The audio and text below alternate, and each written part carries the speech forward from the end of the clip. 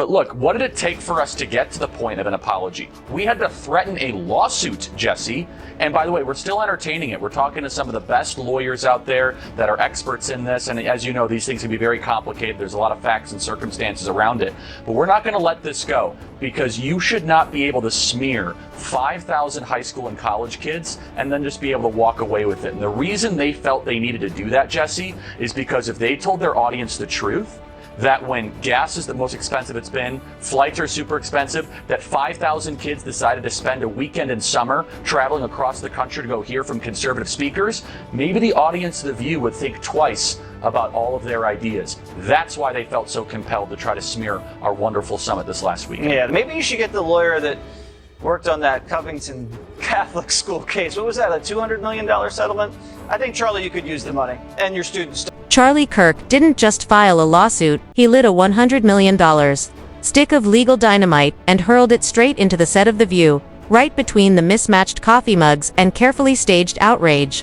And just as the audience was catching its breath, in swept Megyn Kelly, heels clicking like warning shots, wielding a verbal flamethrower that could incinerate a teleprompter from 20 paces. This isn't daytime TV anymore, it's a televised brawl dressed in courtroom chic. And Megyn just rewrote the script with a snarl. Whoopi blinked like someone cut the cue cards mid-sentence. Enjoy. She looked like someone handed her a subpoena instead of her talking points. Get your popcorn, this isn't just television. It's a public reckoning with a guest list of one and a commentary that cuts deeper than a judge's gavel. They say this, what do you call it, this Turning Point conference with all the smoke? What are they, smoking something down there? Or it's like, whatever. Anyway, they were out there, the Nazis were in the front of out there in front of the conference with anti-Semitic slurs. Whoa, the drama. Charlie Kirk's organization, Turning Point USA, threatened to sue The View. And let me tell you, the nonsense that ensued is really... Itself is part courtroom strategy, part theatrical performance, and all in on spectacle. When Kirk dropped that $100 million figure, he wasn't just alleging defamation, he was renting the biggest billboard in media and slapping The View's faces on it. And not with flattering lighting, either. With every legal filing, he's not just building a case, he's scripting a headline, streaming the drama live, and turning the legal process into must-watch content. The man walked into the justice system like it's a studio set and handed out monologues. But as loud as Kirk's move is, the real showstopper isn't even the guy holding the legal folder. It's the blonde with a mic and a razor sharp. Kirk took issue with this depiction of his organization. Kirk maintains that Turning Point USA is not affiliated with these anti-Semitism or white supremacist. In a strongly worded tweet, the 28-year-old stated, "Talking to lawyers, many think we have a strong case. You cannot smear minors as Nazis and get away with it. It impacts them for the rest of their life. Hashtag sue." Kelly didn't wait to be invited. She marched into the moment like it owed her airtime. While The View scrambled behind the scenes, Megyn was already mid-monologue, spinning Kirk's lawsuit into a high-speed media roast. She's not auditioning, she's directing. And she doesn't need a costume change or stage notes. This isn't a crossover episode. It's Shakespeare meets scorched earth. While Kirk wages war in court, Megyn's delivering fire from the balcony, tossing one-liners like grenades. And every one of them lands. She's not part of the case, but don't tell her that. She's already rehearsing the closing. Disgusting, gross elitism and her complete out-of-touch nature with respect to the rest of the world. Sunny Hostin goes on The View and decides now would be a great time to dump all over the so-called uneducated. What we did not have is white women who voted about 52%, right, for Donald Trump. Uneducated white women, is my understanding. You have Latino men, actually, voting more for him. And you have, and black men was not the story. We're not the story here because they voted almost 80% for the vice president. Right. Just because you didn't go to college doesn't mean you're stupid, and it doesn't mean that you don't have wisdom. You can go to college and get a bunch of irrelevant facts about how men can allegedly give birth. LMEGYN doesn't dabble, she dissects. She doesn't echo opinions, she autopsies them on live feed. She didn't just react to the lawsuit. She broke it down like a forensics expert with a vendetta. And she made it personal, not toward Kirk, but toward the sanctified sofa of The View, where virtue is sold in segments and contradiction is camouflaged in applause. She's not waving the Kirk flag because she's in awe of his mission. She's waving it because the whole drama drips with the exact kind of hypocrisy that Megyn has been waiting to expose. Loud, performative, and smug and hot mess that they air in the mornings, called The View, had to issue not one, not two, not three, but 4 corrections, legal corrections. 4 legal. Let them in. President, open your You mouth. let them in and you knew what they were. Right. So you are complete. Welcome back. You know, in Monday's conversation about Turning Point USA, I put the young people at the conference in the same category as the protesters outside.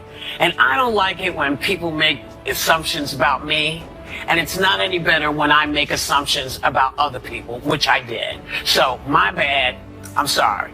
Okay. Not to mention what they did at that debate, where once again, they tried to fact check only one side, and then when their fact checks got fact checked, they cowered. They cowered in fear. I mean, this is a pattern. No, Megyn isn't suddenly Kirk's PR rep. She doesn't have him on speed dial or a Turning Point bumper sticker on her car. What she's interested in is what this lawsuit represents. A crack in the polished veneer of one of television's most self-righteous platforms. Kirk didn't lob his complaint at a fringe blogger. He aimed directly at the media monarchy of midday outrage. This isn't an ideological love festivities, a public execution of the illusion that The View is untouchable. Kirk filed a lawsuit. Megyn lit a spotlight. Together, they've orchestrated a moment that can't be edited out. Kirk's the founder and CEO of Turning Point USA and the author of the new book, The College Scam. So, Charlie, do you accept The View's apology? I mean, regardless of whether or not I accept it, the question is, do our students accept it? That's really what's at heart here. They went after our 5,000 students at our event there, of high school and college kids. And look, I get attacked all the time. People say false things. I'm a public figure. But when you go after 16 and 17-year-olds that travel from across the country that then have to live for the rest of their life with a shadow over them because someone at ABC says that they might be linked to neo-Nazis. Let's not kid ourselves. This isn't about the soul of journalism or the pursuit of truth. It's about attention. It's about momentum. Kirk isn't dragging The View to court because he wants closure. He's dragging them because they've coasted for too long on the illusion of consequence-free commentary. He's not filing a motion, he's writing a script, and Megyn, she's the narrator, the hype woman, the unfiltered voiceover to their unraveling, while The View scans PR memos. Megyn's striding into the spotlight like she's hosting a courtroom-themed reboot of Gladiators. The stakes, public credibility, the prize, cultural dominance, and the outfit. All sass. Trump will be sworn in as the 47th President of the United States, yay, on January 20th of this month. Not everyone's happy about it, and many people would like us to be more focused on the insurrection that he personally unleashed, if you ask them. As we discussed earlier, they think it's as bad as, like, the Holocaust, and you don't have to take my word for it. Here is Sunny Hostin. January 6th was an atrocity. It was one of the worst moments in American history. And when you think about the worst moments in American history, like World War II, things that happened, like the Holocaust, chattel slavery. Yeah, the January 6th is right up there next to the Holocaust. And Isn't PBS? There's no polite exchange of ideas here. No roundtable of respectful disagreement. This is Megyn and Kirk tossing rhetorical firebombs while The View ducks behind HR-approved silence. Kirk didn't walk into a courtroom, he walked into their ideological living room and flipped the coffee table. And Megyn, she's filming the whole thing, commentating like a sportscaster at a demolition derby. Her commentary is less let's be fair and more let's burn this narrative to the ground. She's not issuing warnings, she's issuing challenges.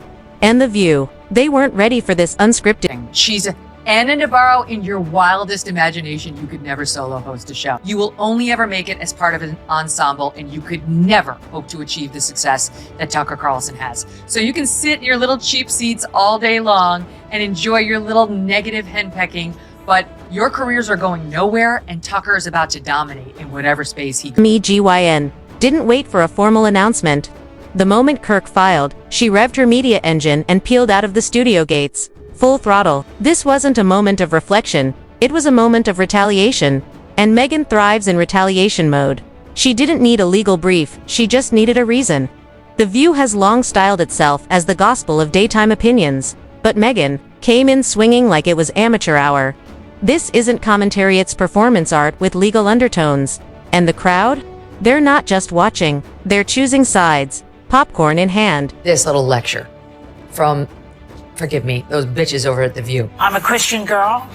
When something like this happens to you, like this assassination attempt, and you say something like God was watching me, that is a very unchristian thing to say because it's very narcissistic. Well, God was watching me and not watching them. There's something very disturbing. God should have pulled the plug on that mic yesterday. That's obnoxious. I don't know what church she goes to. That is how people of faith talk, and the intimation is never, he was looking out for me, but not those monsters. She's been watching for years, cataloging the sound bites, the smugness, the applause breaks that follow logical incoherence. And when Kirk threw down the gauntlet, Megyn clapped not politely, but with the thunder of someone who's been waiting for this fall from grace. She doesn't need to join the case. Her weapon isn't litigation, it's language. And she's aiming it with sniper-level precision. This isn't about winning. In court, it's about winning the narrative. And The View, once the queen bee of buzzworthy hot takes, now finds itself the punchline in a joke they didn't write. Megyn is the closing narrator to their unraveling saga. And she's not— More of it from Anna Navarro on The View. Listen to this person. The Hunter Biden story, the scandal, the this, the that, it's also the story of a father's love. And Joe Biden has never and will never give up on his son Hunter, and will never treat him lesser than. And so he is a father first. Take it or leave it. Yeah, serving on Ukrainian natural gas boards, smoking shoots and throwing guns into school zones. There, but for the grace of God, go on. Are you kidding me? What is that? Show? This is a mission.